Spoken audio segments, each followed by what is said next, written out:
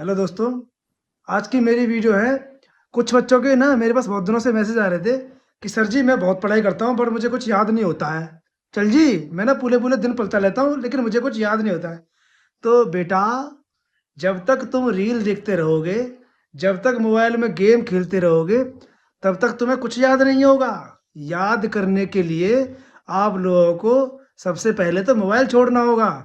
And second thing, अगर आप लोग ये सोचते हो कि यहाँ कोई चूरन की पुड़िया बनाऊंगा और तुम्हारे दिमाग में एकदम डाल दूंगा और तुम्हें सब कुछ याद हो जाएगा, तो ऐसा मैं नहीं करता हूँ।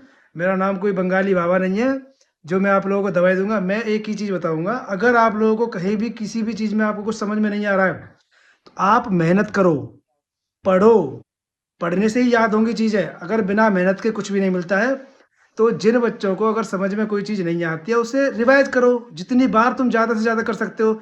क्योंकि जब तक तुम अभ्यास नहीं करोगे तब तक उसमें आपको कुछ समझ में नहीं आएगा। तो जितना ज़्यादा से ज़्यादा हो सकता है पढ़ाई करो, क्योंकि आप लोगों को अगर समझ में नहीं आ रही इसका मतलब आपका बेस कमज़ोर है। अपने बेस को मजबूत बनाओ।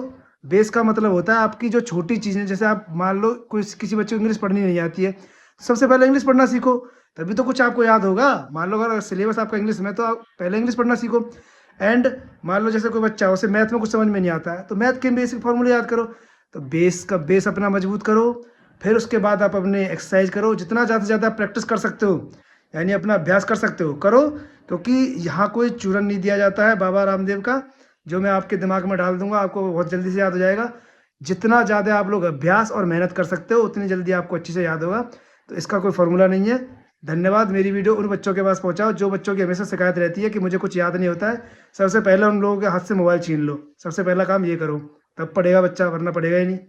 सीधी बात है। मतलब आप सोच रहे हो कि आपका बच्चा पढ़ लेगा, नहीं पढ़ेगा।